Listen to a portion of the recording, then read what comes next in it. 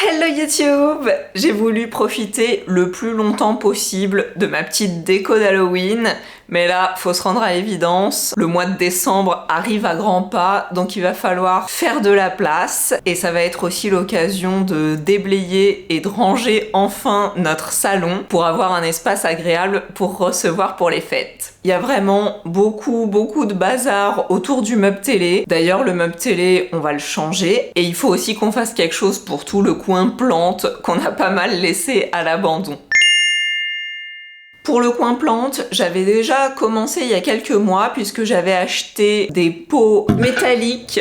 On entend, ça fait gling gling. Ça vient de chez Lidl. Et en fait, on avait vu chez Jysk.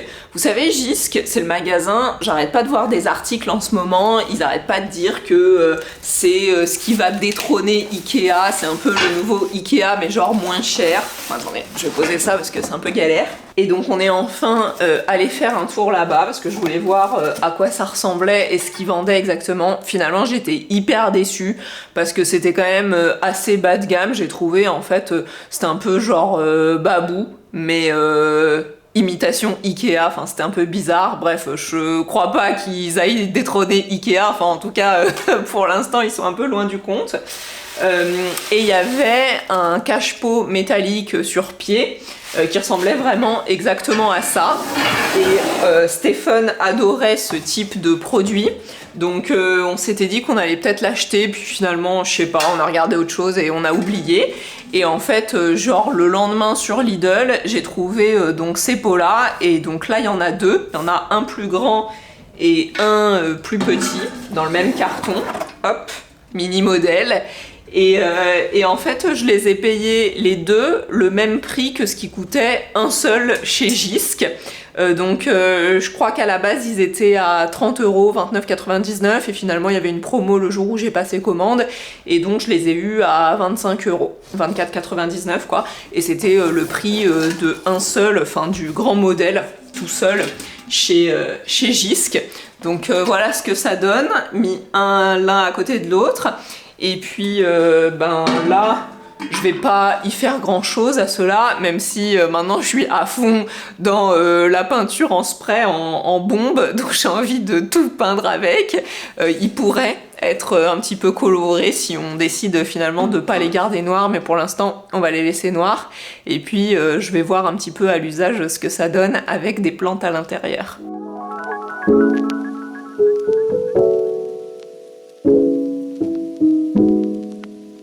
Et bah nickel, c'est bien ça. Comme ça va me permettre de récupérer mon petit guéridon doré miroir là de chez B&M. Et puis j'ai utilisé le grand, je sais pas si vous allez voir, pour positionner la Monstera tout au fond parce que je trouvais qu'elle était un peu basse et on la voyait pas trop depuis le reste du salon. Donc comme ça la surélève un peu et on en profite plus. Et je me dis que du coup je vais peut-être mettre les deux guéridons l'un à côté de l'autre et pouvoir poser une autre plante sur celui-là. Et ici, dans cet endroit-là, bah, du coup je vais mettre les deux petits cache-pots noirs. Et ça sera nickel. J'ai gardé au fond le petit bac, comme ça va éviter de mouiller et de abîmer mes pots. Ouais, ça me paraît bien.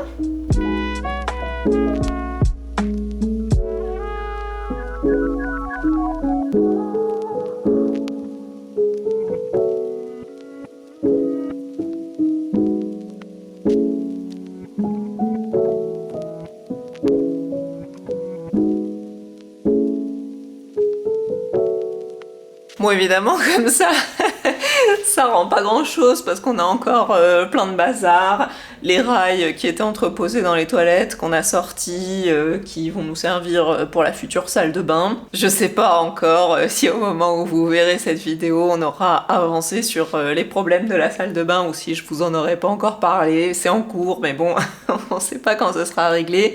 Et puis il y a aussi encore des jardinières que j'avais achetées pour le balcon. Pareil, je sais pas si vous aurez vu déjà la vidéo du balcon cette année ou pas encore, mais bon voilà, il y a encore un petit peu de bazar partout. Donc voilà, mais les choses évoluent au fur et à mesure. Et je vais voir du coup quelle plante je vais pouvoir mettre dans ce coin qui sera pas trop écrasée par cette imposante Monstera.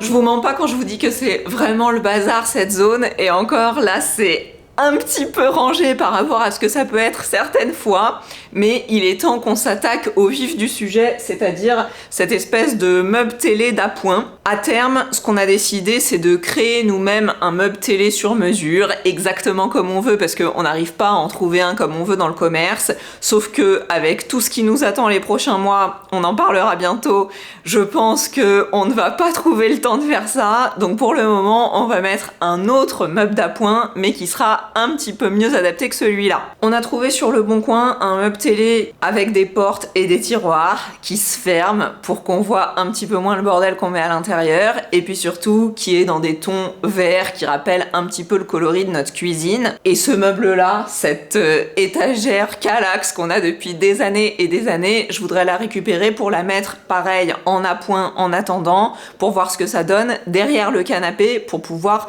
retirer en fait les étagères à plantes que je trouve pas très jolies et pas très pratiques.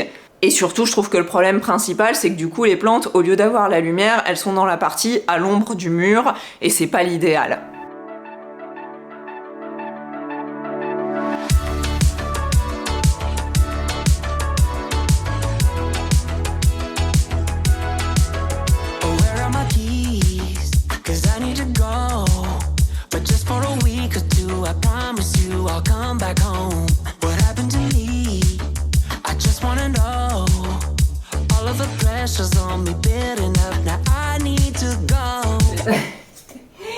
Ça les a bien aplatis, les polystyrènes.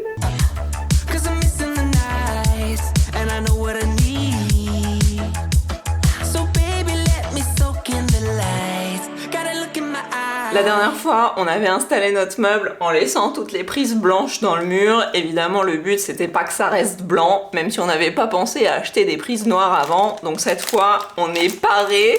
On a pris une boîte de la référence Ovalis de chez Schneider en noir, et je trouve qu'elles sont assez jolies ces prises là. Je vous montrerai mieux quand elles seront plus sous plastique. Et on a pris aussi une prise antenne, sauf que on n'a pas trouvé de RJ45, donc pour l'instant bah, ça va être moitié-moitié. On va laisser les RJ45 en blanc en attendant de trouver les noirs, et peut-être qu'on les remplacera quand on installera notre meuble télé définitif. Et puis on va sûrement avoir un problème aussi avec la dernière prise ici, parce que celle-ci on avait calculé par rapport à la taille de nos petites prises blanches de chantier, mais du coup celles-ci elles ont l'air quand même un petit peu plus grandes, donc il y a moyen que notre moulure elle soit un petit peu trop longue, et là on n'a pas trop envie de faire ça aujourd'hui, donc peut-être que cette frise elle va aussi rester blanche. Take me back to the old me. I wanna be free. I just wanna be me. In my fantasy. I am ready, soon I will be free. Bon, ça aurait été bien de pouvoir faire toutes les prises comme ça. Malheureusement, les choses ne se passent jamais comme prévu, et donc on n'a pas pu remplacer les prises blanches, puisque je sais pas si vous vous souvenez, mais en fait tout au début du chantier, c'est le premier mur, la première cloison sur laquelle on a fait l'électricité. C'est d'ailleurs la quasi, je pense, seule cloison de l'appartement qu'on n'a pas refaite, qu'on n'a pas remplacée, donc c'est la seule cloison d'origine. Et en fait, c'est une cloison en plâtre avec des tasseaux en bois à l'intérieur, et on avait été vachement embêtés quand on avait fait nos saignées et nos percements pour venir encastrer les petites boîtes, puisque comme il y avait des tasseaux, on avait dû utiliser des boîtes de profondeur différentes, on n'avait pas pu les espacer de manière régulière, et du coup on a fait un truc un peu voilà, à peu près parce qu'on pouvait pas faire autrement, et là on se retrouve avec le même problème, c'est-à-dire que quand on essaye de remplacer les anciennes prises de chantier par les nouvelles prises de Schneider, et en fait ça passe pas parce que on n'a pas la place dans les boîtes, parce que les fils, en fait Stéphane avait dû les raccourcir au maximum pour avoir la place que le cul de la prise rentre dans la boîte, et voilà, bref. Et en plus de ça, ces prises de chantier, vraiment je vous les recommande pas du tout, elles sont vraiment nulles, elles coûtent super pas cher mais elles sont vraiment nulles, et en fait quand on les retire, et notamment il y en a une dans laquelle le fil est resté coincé. Donc on a dû retrouver une autre prise puisque la noire ne passait pas, donc une autre prise blanche d'appoint qu'on avait. Alors évidemment on n'a plus le même modèle, donc on en a retrouvé une autre, donc en plus maintenant c'est complètement dépareillé.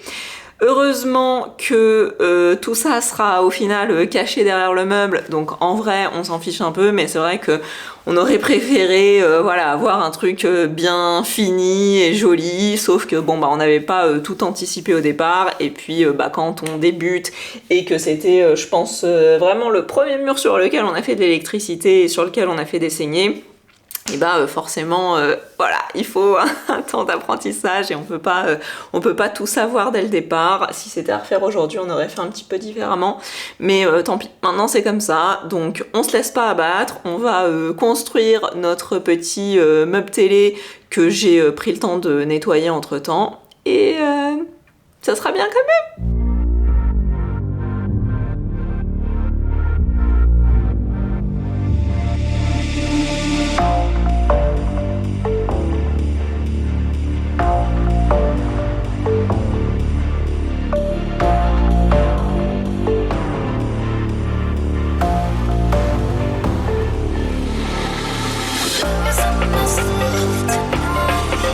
Bon voilà, c'est quand même beaucoup mieux que ce meuble tout ouvert et plein de bazar. Après évidemment il est pas parfait, hein, on l'a récupéré en don, donc il y a des petites taches, des petits éclats par-ci par-là, mais pour le moment ça fera bien l'affaire.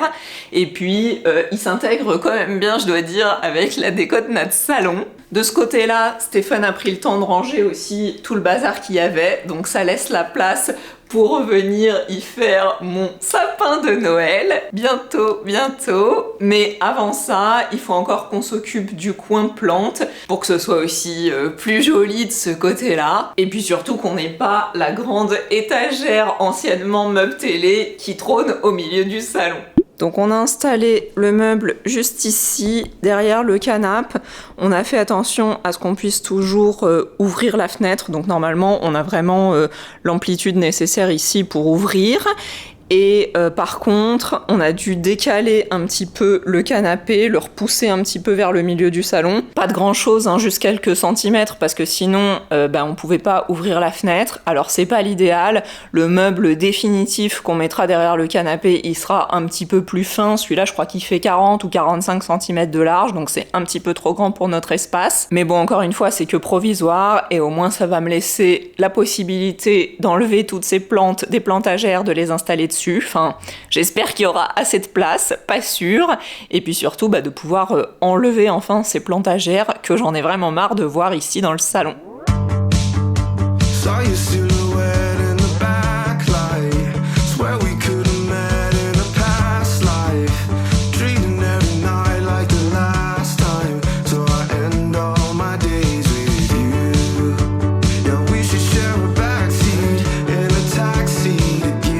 La bonne nouvelle, c'est que toutes les plantes rentrent sur ce meuble, et je vais même avoir l'espace en dessous dans les petites cases pour ranger tous les accessoires.